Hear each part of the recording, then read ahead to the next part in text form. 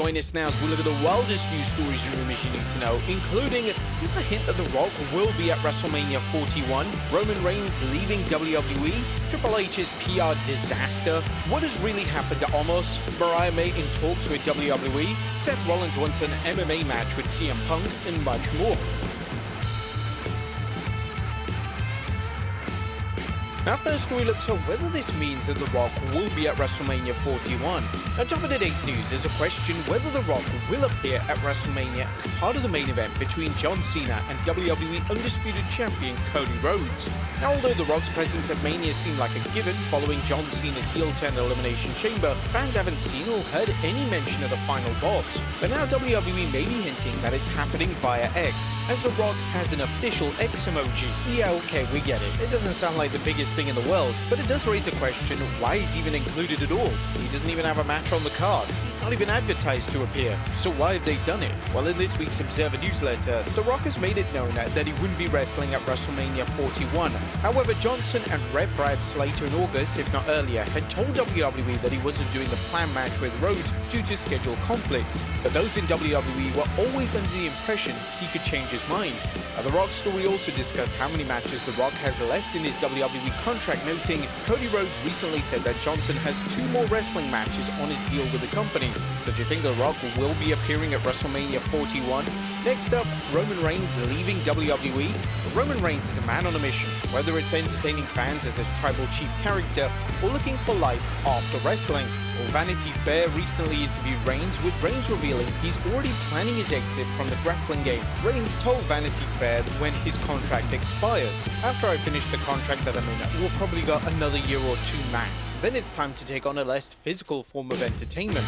Now, the article states that Anoa'i's current deal with WWE expires after WrestleMania next year, and he admits that he's closer to an end than the beginning.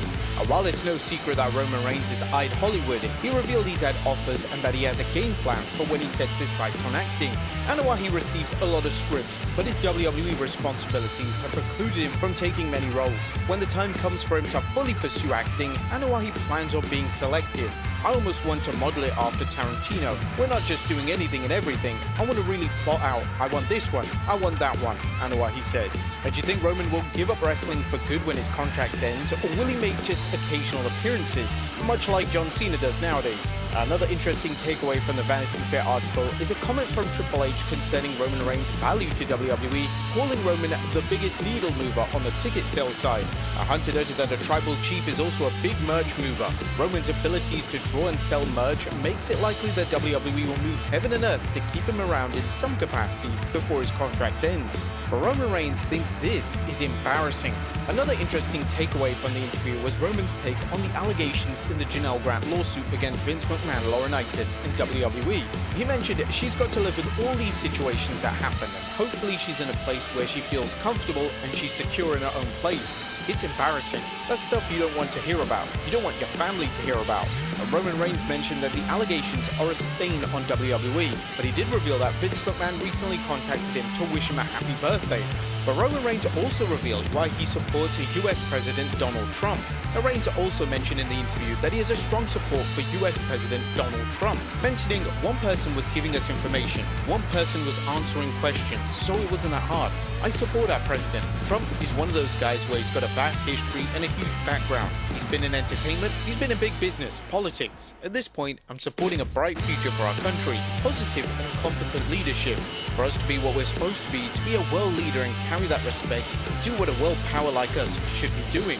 Next up, Triple H's PR disaster.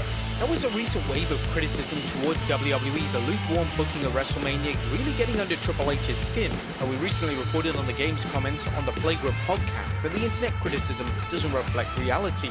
The internet's not real life, right? And the bitching and the complaining that is on there is not real life. Like you can read the internet and it'll sound like this thing is dead. But now WWE's chief content officer is blasting people who watch wrestling to review it, telling Peter Rosenberg, "This will sound offensive. Every critic that is out there, I wish I could tell people, fuck off for being a critic. Be a fan. go watch this and be a fan.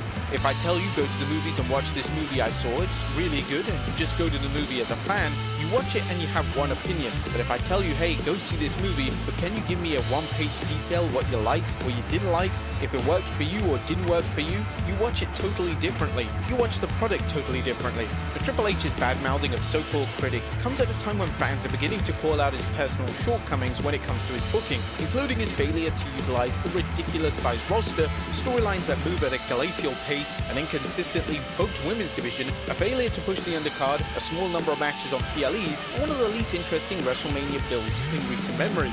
The cerebral assassin benefited from taking over WWE creative after Vince McMahon, whose stock with the WWE fans was at an all-time low. The critics can be harsh, but it's baffling why Triple H is apparently letting them get to him, especially as he airs his grievances during WWE's biggest show of the year. But Triple H didn't reserve his fury for pro wrestling critics, as he also targeted old-school pro wrestlers who do podcasts and bemoan today's lack of protecting kayfabe. That's a challenge. I believe we can tell them these things, but it always makes me laugh in this current day and age when old-timers do podcasts when they're giving out everything away from their generation and then complain about how terrible it is that the younger generation doesn't kayfabe today. But he wasn't finished there. He said, so let me get this straight. You're on a podcast telling everybody all the non-kayfabe stuff, and then you're mad there's no kayfabe anymore? Genius. Some fans have already taken to social media to question whether Triple H's comments are him being ignorant about what some wrestlers turned podcasters actually say on their shows, or if he's just being disingenuous. People defending the old-school podcasters have noted that these former wrestlers are discussing the past, whereas today's WWE breaks the fourth wall, such as when WWE built a storyline out of whether John Cena could succeed as a heel, an obvious admission of wrestling's work nature that killed the suspension of disbelief. Triple H has also blurred the lines of kayfabe and reality by mentioning actual wrestling terms on shows, such as the Raw Netflix debut. Critics compared this to an actor commenting on a movie in an interview, as opposed to an actor pausing during a movie to tell the audience it's all make-believe. One user on X mentioned it, Triple H fundamentally sucks at being a businessman, because why on earth are you doing all this negative lip work before what's supposed to be your company's biggest event of the year?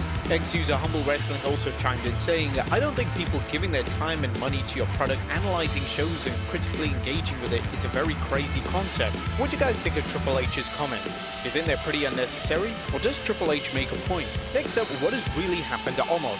Why hasn't Omos appeared on WWE television following his highly praised run in Pro Wrestling Noah? According to Fightful Selection Raw Sap, it's another example of creative not having any plans for him. Omos has been healthy and patiently waiting to be used in WWE.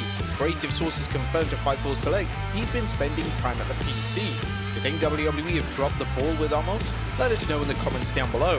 Next up, Mariah in talks with WWE. Now, there's been plenty of talk about Mariah heading to WWE, with rumors that May's AEW deal ends this summer and that she's WWE bound. But now the Observer is weighing in on this, noting her absence may have something to do with her unconfirmed intent to head to WWE. Tony Khan usually doesn't use wrestlers that he thinks are leaving on television. They also mentioned we can't confirm the time frame, but can confirm there has been talk in WWE regarding her coming in, with it being known by few people in WWE. The belief is that she wants to come in. Next up, Seth Rollins reveals a big match he'd book. Which match would Seth Rollins book if he was in charge of WWE? While Rollins hasn't made any claim in wanting to book, he knows which match he'd select if he had the authority, telling the Out of Pocket YouTube show he'd book Roman Reigns versus The Rock. I'm sick of everyone talking about it. I just want to get it out of the way. See how much you'll love it when you see it. Now, this dream match has been discussed for years, and while WWE would like to see it happen, it's unknown whether the stars will align to make it a reality. Next up, Seth Rollins wants an MMA match with CM Punk. Could the WWE Universe see the ultimate crossover with the UFC, with two of its top superstars battling it out for real in the Octagon? During his appearance on the show, Seth Rollins says that he's ready to settle things for real with in-ring rival CM Punk. Sure, yeah, I would. I mean, I'm not going to just bust into his locker room backstage and start lighting him up, but like, if Dana White wanted to book CM Punk versus Seth Rollins, first, I guess, a non-UFC fighter fight on one of his cards, I'd put on the gloves and give it a go. A subtle reminder of Punk's alleged backstage dust-up with the Young Bucks after 2022's All-In was another example of Rollins referencing real-world situations involving Punk, someone he claims to despise in and out of the ring.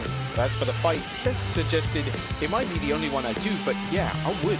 You put me in there with like any of the other guys in my weight class, oh, I'm out. Dana, you want to make some money? Book it, brother. Just give us a few months. Give me a few months. Give me a training camp, but I feel like I could handle myself. while Rollins vs Punk in the Octagon would likely be big business, it's doubtful TKO Group Holdings wants to risk one or both of its premier talents getting interested with their status as pro wrestlers tainting the legitimacy of UFC. What do you guys think? Should Punk and Rollins fight in the Octagon? And finally, did Dynamite break TV records? Well, last but not least, did AEW Dynamite's 16th April episode break the record for the longest running wrestling show on the Turner networks? Well, not too far back, AEW announcer Tony Schiavone, who also called the action for WCW during its lengthy run on TBS and TNT, proclaimed AEW Dynamite Spring Breakthrough in Boston will be the episode where Dynamite becomes the longest running weekly wrestling show on the Turner networks. However, like any record, people and news sites are questioning its validity, including Ringside News, which argues WCW Saturday Night still holds that record. But there's one problem. WCW Saturday Night aired 785 episodes on TBS from April 4th, 92 to August 19th, 2000, nearly triple the amount of Dynamite episodes. Ringside News based its argument on the claim that WCW Saturday Night did air in primetime, specifically the iconic 5 past 6 p.m. Eastern time slot on Saturday evenings, which became a signature viewing window from wrestling fans through the early 90s. That time slot was considered prime time for cable, especially during the show's peak.